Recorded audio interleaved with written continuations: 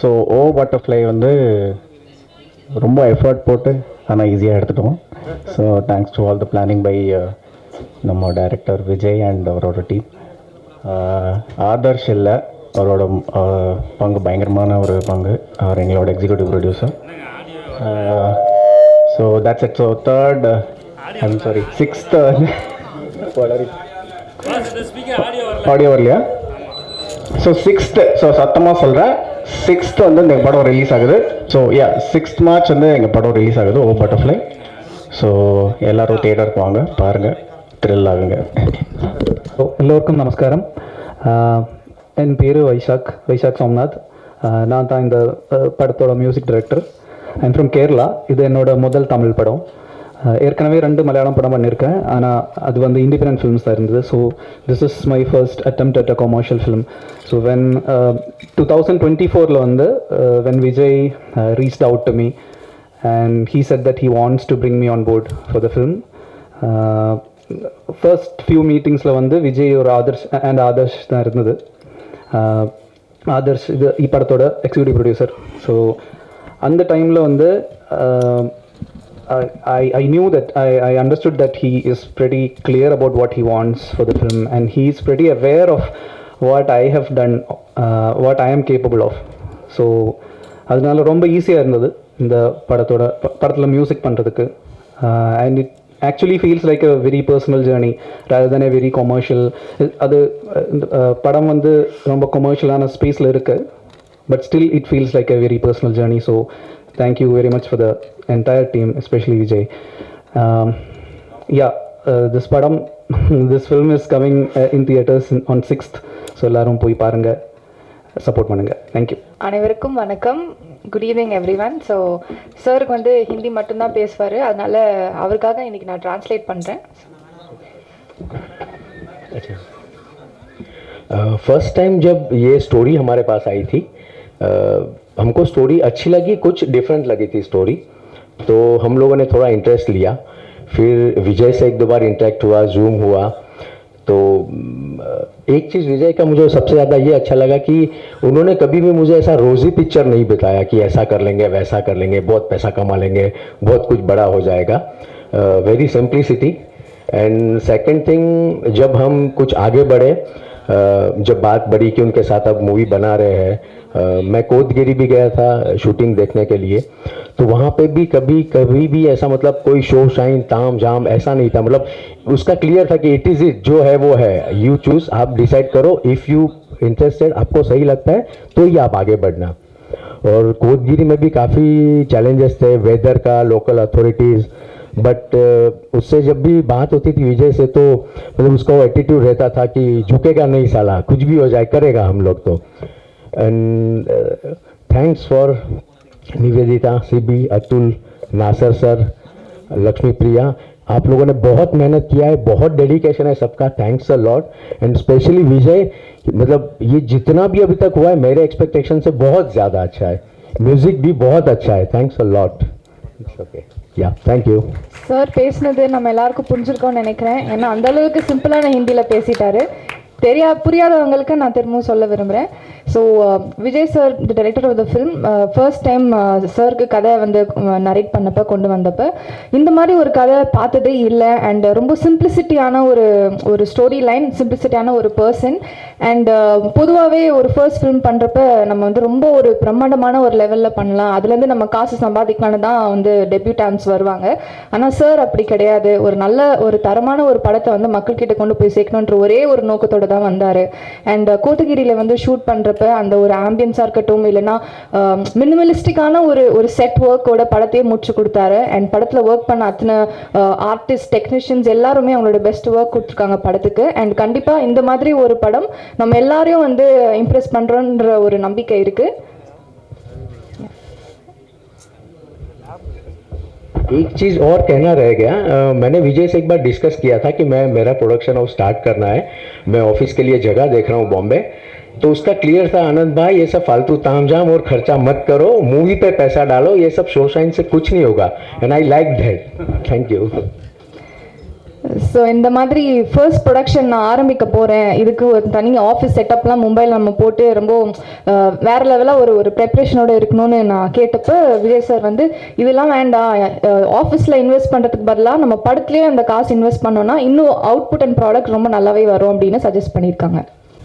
So last ஒரு வாரமாக ஆனந்தோட பேசி பேசி என்னோட ஹிந்தியை இம்ப்ரூவ் ஆயிடுச்சு. ஸோ எல்லாருக்கும் வணக்கம். ஆக்சுவலாக இது ஃபர்ஸ்ட் டைம் நான் வந்து இந்த மாதிரி ஒரு சினிமா சம்மந்தப்பட்ட மேடையில் நான் வந்து பேசுகிறேன் என்னோடய லைஃப்பில்.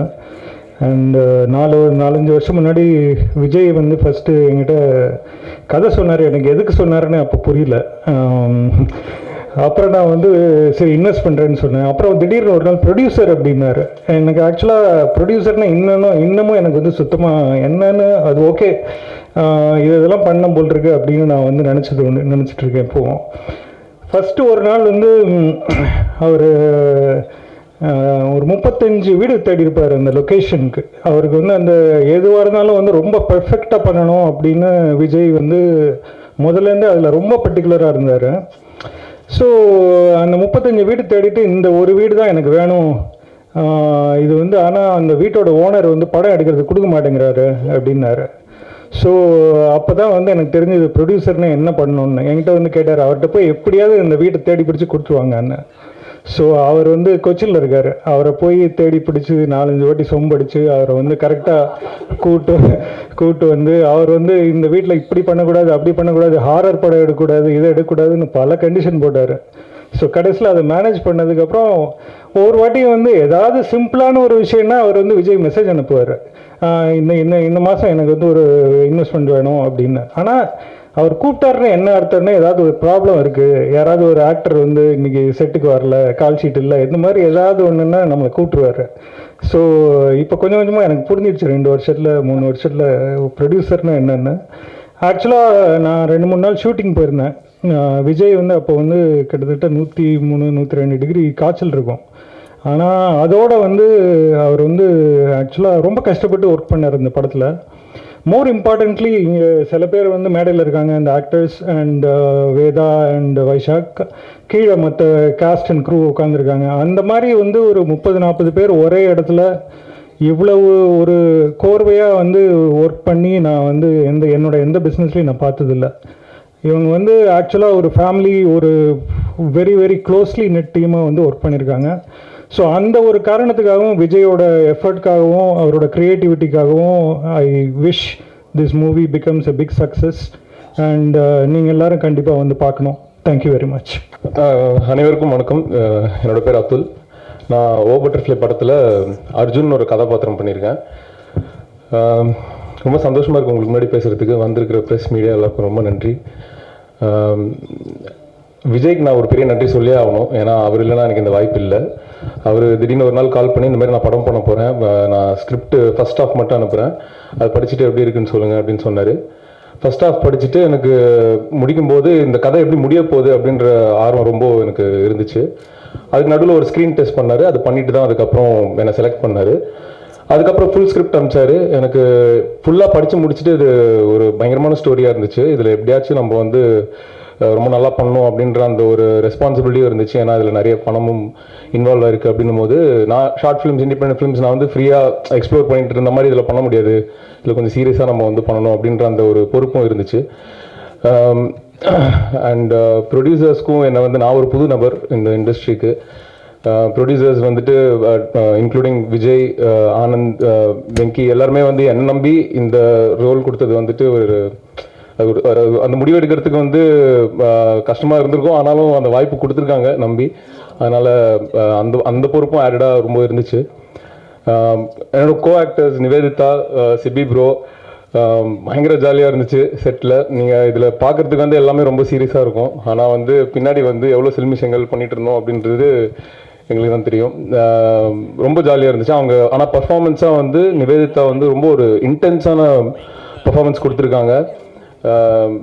அது ட்ரெய்லரில் டீசரில் பார்த்தது வந்து ரொம்ப கம்மி, அது இன்னும் படத்தில் இன்னும் நிறைய இருக்குது. அண்ட் சிபி ப்ரோ வந்து அவர் ஒரு ஒரு இன்ட்ரெஸ்டிங்கான எசன்ஸ் வந்து அவரோட ரோலுக்கு கொடுத்துருக்காரு.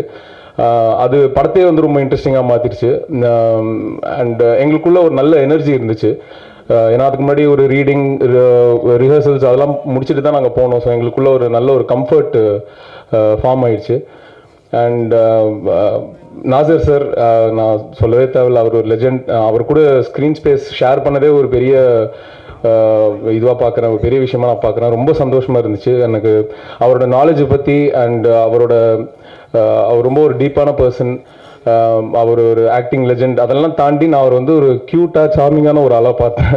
ஏன்னா அவர் வந்து ரொம்ப ஒரு எங்களோட சேர்ந்து அவரோட எனர்ஜியும் பயங்கர ஹையாக இருந்துச்சு செட்டில். எல்லாரையும் அப்படியே கலாச்சிட்டு ஃபன் பண்ணிட்டு அப்படிதான் இருந்தார். அண்ட் கீதா கைலாசம் மேமும் அவங்களோட எனக்கு காம்பினேஷன் இருந்துச்சு. அவங்கக்கிட்ட நான் அவங்களோட நட்சத்திரம் நகர்கிறது பர்ஃபார்மன்ஸ் பற்றி நான் ரொம்ப நிறைய பேசிகிட்டு இருந்தேன் அவங்களோட. அண்ட் லக்ஷ்மி பிரியா அவங்களோட எனக்கு அவ்வளோ சீன்ஸ் இல்லை. ஆனால் வந்து படம் பார்த்துட்டு அதுக்கப்புறம் அவங்க எவ்வளோ ஸ்ட்ரென்த் ஆட் பண்ணியிருக்காங்க இந்த படத்துக்கு அப்படின்னு பார்க்கும்போது ரொம்ப சந்தோஷமாக இருந்துச்சு.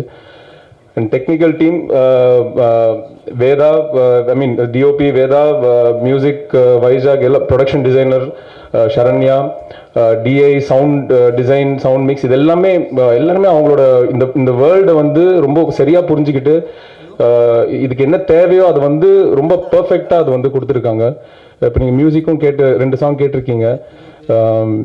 இது எல்லாத்தையுமே இன்னும் நிறைய கிராஃப்ட்ஸ் இருக்குது இதில்.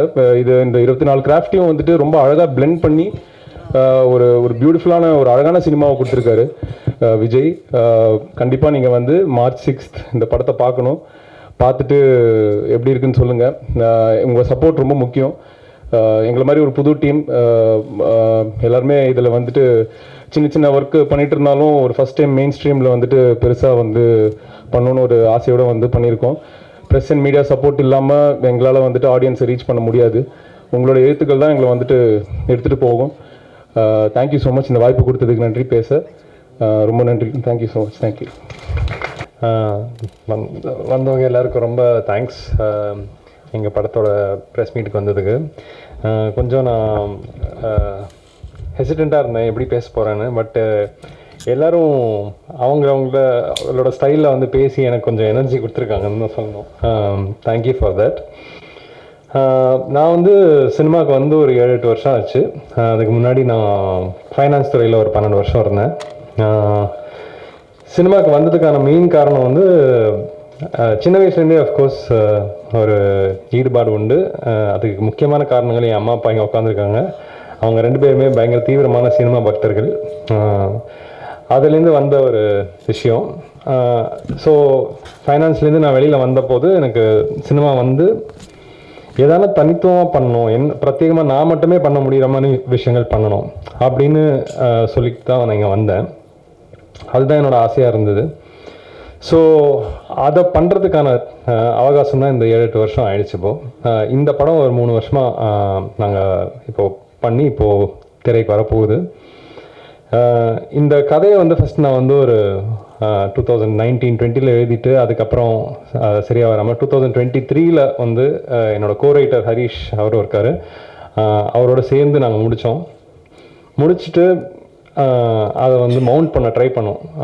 ப்ரொடியூசர்ஸ் தேடி அலைஞ்சோம், ஆக்டர்ஸ் தேடி அலைஞ்சோம். ஒரு விஷயம் அப்போ ரொம்ப கிளியராக புரிஞ்சுது. இது வந்து நாங்கள் எடுக்க ட்ரை பண்ணுற இந்த படம் வந்து ஒரு சாதாரணமாக எல்லாருக்கும் புரிகிற மாதிரி ஒரு ஏற்கனவே இருக்கிற பேட்டர்னில் இல்லை அப்படின்ற ஒரு விஷயம் புரிஞ்சுது. இது வந்து தட் வாஸ் த மெயின், அது என்ன சொல்கிறது, அட்ராக்ஷன். இந்த படம் பண்ணுறதுக்கான அட்ராக்ஷனாகவும் இருந்தது, பண்ணுறதுக்கான பெரிய அப்டக்கிளாகவும் அதே தான் இருந்தது.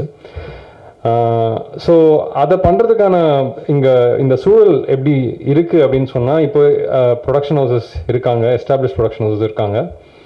அவங்கக்கிட்ட போயிட்டு இந்த படம் மாதிரி இது அப்படின்னு சொல்லும்போது தான் வந்து உங்களுக்கு ஆக்சுவலி வந்து அவங்களால ஒரு ரெஃபரன்ஸ் புரிஞ்சுக்க முடியுது. அப்போ தான் அவங்களுக்கு அந்த கான்ஃபிடன்ஸ் வருது. அந்த மாதிரி இந்த கதை இல்லாத போது நாங்களே ப்ரொடியூசர்ஸ் ஆக வேண்டியதாக போயிடுச்சு. இதுதான் வந்து ஸோ யூனிக்கான ஒரு ஐடியா எடுத்துகிட்டு வரணும்னா நீங்களாக ஒரு ப்ரொடியூசர் ஆனால் தான் ஒரே வழின்றது தான் நாங்கள் வந்து பல வருஷங்கள் இதை எடுத்துகிட்டு வர ட்ரை பண்ணி நாங்கள் கற்றுக்கிட்ட ஒரே விஷயம். ஆனால் அது வந்து அவ்வளோ ஈஸியாக அமையலை. ஸோ இதுக்கு பல காரணிகள் இருந்தாங்க. அதில் வந்து ஒரு 2-3 பேர் நான் முக்கியமாக குறிப்பிடணும்.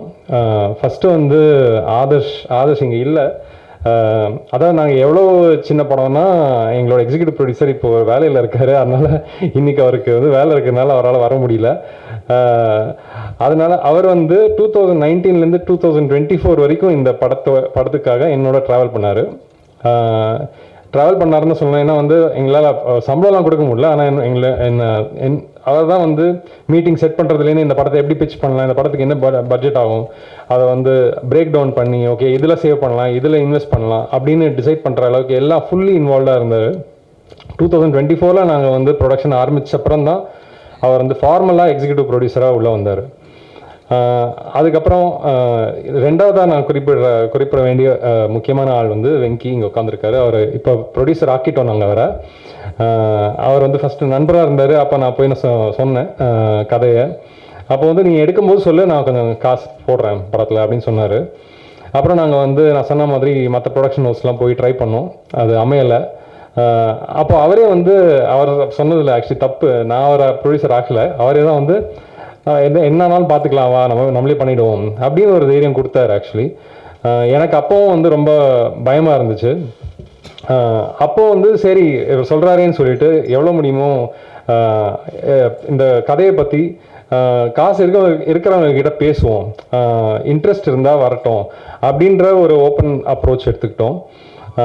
அப்படி எடுத்துக்கும் போது ஃபஸ்ட்டு வந்து ஜோஸ்னு ஒரு ஃப்ரெண்டு, அவர் இந்த படத்தில் ரொம்ப காசு போடலை. ஆக்சுவலி ரொம்ப ஒரு சின்ன தொகையை தான் போட்டார். ஆனால் அவர் இந்த ஸ்கிரிப்ட் படிச்சுட்டு எனக்கு இந்த ஸ்கிரிப்டை வந்து படமாக பார்க்கணுன்னு ரொம்ப ஆசையாக இருக்குது, நான் வந்து இதில் கொஞ்சம் ஒரு தொகையை போடுறேன், நீங்கள் வந்து மற்றவங்க கிட்ட கேளுங்க அப்படின்னு ஒரு கான்ஃபிடன்ஸ் கொடுத்தாரு. ஸோ வெங்கிக்கு அப்புறம் அவர் வந்து உள்ளே வந்தார். இந்த மாதிரி சின்னதாக உள்ளே வரும்பொழுது தான் அந்த தைரியம் வந்துச்சு. அண்ட் அப்போது ஒன்று ரியலைஸ் பண்ணுறோம்ல, இப்போது சினிமாங்கிறது வந்து ஊர் கூடி இருக்கிற தேர் தான் அது. நான் தனியாக வந்து யாராலையுமே எதையும் செஞ்சிட முடியாது சினிமாவில். அந்த மாதிரி ஒவ்வொருத்தராக தான் வந்து சேர்ந்தாங்க இந்த ப்ராசஸில். அப்போது வந்து கண்டினியூஸாக நாங்கள் வந்து சினிமாவில் இன்வெஸ்ட் பண்ண இன்ட்ரெஸ்ட் இருக்கிறவங்கக்கிட்ட நாங்கள் போயிட்டு இந்த ஸ்கிரிப்டை கொடுத்து, இந்த ஸ்கிரிப்டை படிங்க, இந்த ஸ்கிரிப்டில் உங்களுக்கு இன்ட்ரெஸ்ட் இருந்தால் நீங்கள் உள்ளே வாங்க, எல்லாரும் மாதிரியும் நீங்களும் ஒரு ரிட்டர்ன் எடுத்துகிட்டு போவீங்க, அது வந்து எந்த கேரண்டிஸும் கிடையாது அப்படின்ற ஒரு ஓப்பன் கான்வர்சேஷனோட தான் நாங்கள் வந்து அப்ரோச் பண்ணோம். அப்படி உள்ளே வந்தவங்கள ஃபஸ்ட்டு வந்து ஆனந்த் வந்தார். ஆனந்த் வந்து அவர் இந்த மொழி கிடையாது, அவருக்கும் எனக்கும் வந்து நான் ரொம்ப ஒரு ஆவரேஜாக தான் ஹிந்தி பேசுவேன். அதை வச்சுட்டு தான் வந்து இந்த கதையை பற்றி அவர்கிட்ட சொன்னேன். அவரோட பையன் இங்கே இருக்கார். ஆக்சுவலி அவர் அப்புறம் இந்த ஸ்கிரிப்ட் படிச்சுட்டு அவர் வந்து அப்பா கிட்ட நல்லா இருக்கு அப்படின்னு சொல்லி ஒரு கான்ஃபிடென்ஸ் அவருக்கு வந்துச்சு. அதுக்கப்புறம் அவர் உள்ளே வந்தார். அதாவது அவருக்கு தெரியாத ஒரு மொழியில் வந்து இந்த ஐடியா இன்ட்ரெஸ்டிங்காக இருக்குது. ஏன்னா நான் இங்கிலீஷ்லேயும் ஸ்கிரிப்ட் வச்சுருந்தேன், டைலாக்ஸ்லாம் இங்கிலீஷில் வச்சு ஒரு ஸ்கிரிப்ட் வச்சுருந்தேன். அதை படிச்சுட்டு அவர் இன்ட்ரெஸ்டிங்காக இருக்குன்னு சொல்லிட்டு உள்ளே வந்தார். அப்புறம் நிஷான்னு ஒரு கோ ப்ரொடியூசர் இருக்காங்க, பாலம்பூர் டாக்கீஸ், நீங்கள் பார்த்துருப்பீங்க.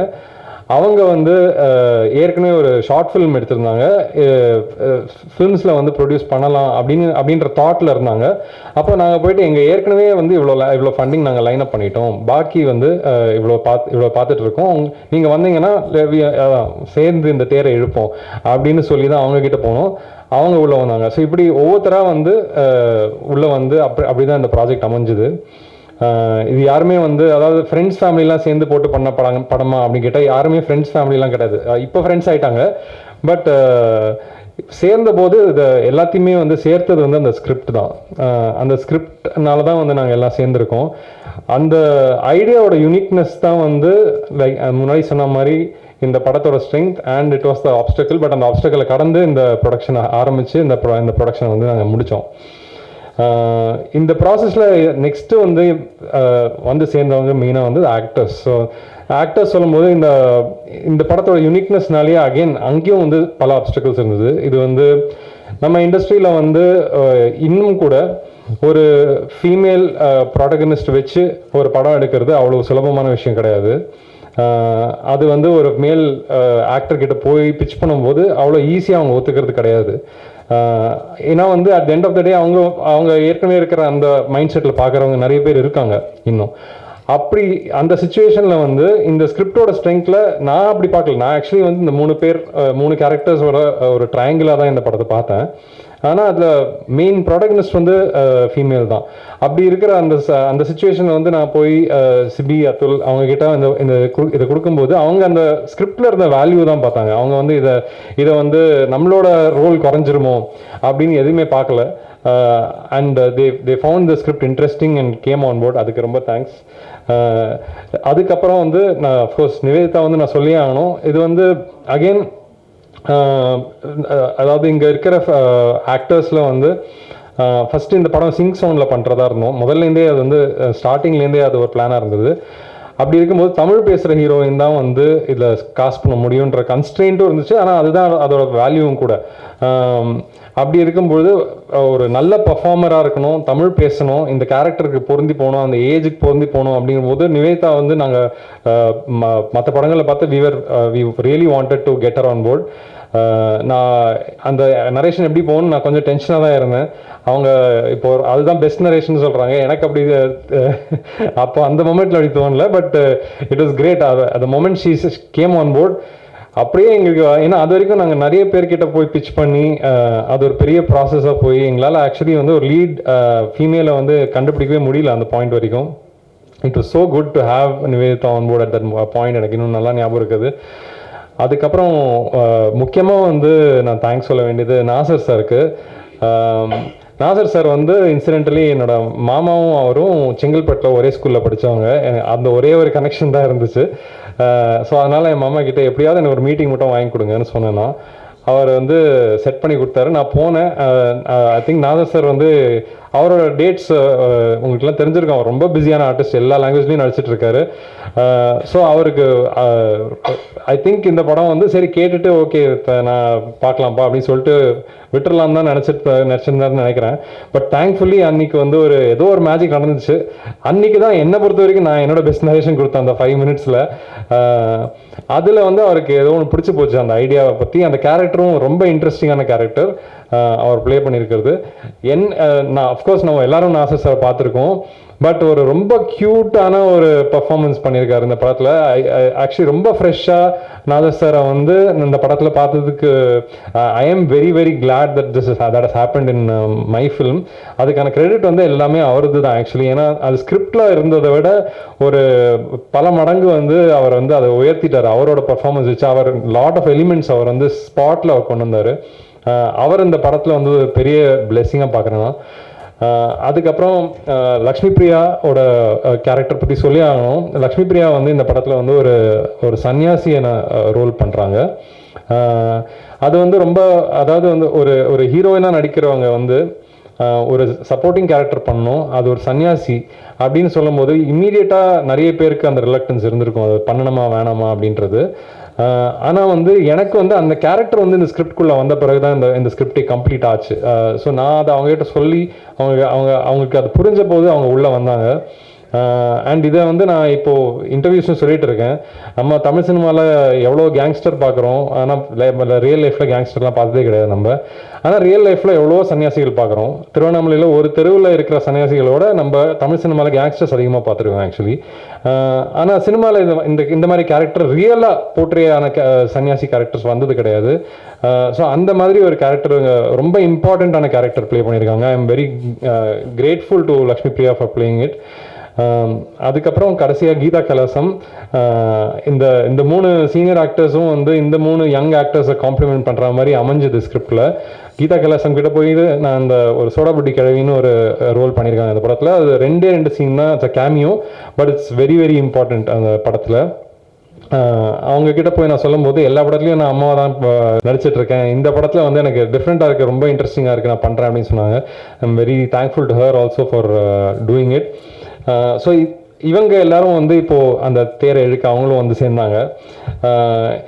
இது அதுக்கப்புறம் அங்கே வந்து அஃப்கோர்ஸ் இந்த technical team was one of the best. I mean நான் வந்து every single department, whether it is music or sound design, sound mixing, whether it is VFX. எங்களோட படத்தில் ஒரு பட்டர்ஃப்ளை இருக்குது. அந்த பட்டர்ஃப்ளை நீங்கள் பார்த்துருப்பீங்க. That is fully animated butterfly. அந்த பட்டர்ஃப்ளை வந்து ஒரு பேர் வச்ச கேரக்டராக வருது படத்தில். அதுவும் I mean it is very very important. அதனால தான் படம் பேர் ஓ பட்டர்ஃப்ளைன்னு வச்சுருக்கோம். அந்த அளவுக்கு இம்பார்ட்டண்ட்டான ஒரு கேரக்டர். ஸோ அதனால் விஎஃப்எக்ஸ் ரொம்பவே நேர்த்தியாக பண்ண வேண்டிய கட்டாயம் இருந்தது. அது வந்து ரொம்பவே நல்லா பண்ணி கொடுத்துருக்காங்க இந்த VFX team, Ashwin and his team. Very very thankful for that. Yeah, and then the most important, I feel the soul of the film is the music. Vaishak.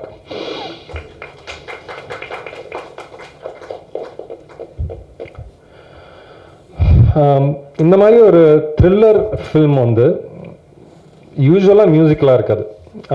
I think that is one of the most differentiating things இந்த படத்தை பற்றி. It's actually musical thriller. இது வந்து நாங்கள் சொல்லலை பெருசாக. நேற்றுக்கு சின்ன விதமாக ஒரு ஆல்பம் ரிலீஸ் இருந்தது. But I think it's one of the most distinctive soundtracks. Tamil சினிமாவில் ஒரு கிளட்டர் பிரேக்கிங்கான சவுண்ட் ட்ராக்காக இருக்கும்னு நான் நம்புகிறேன்.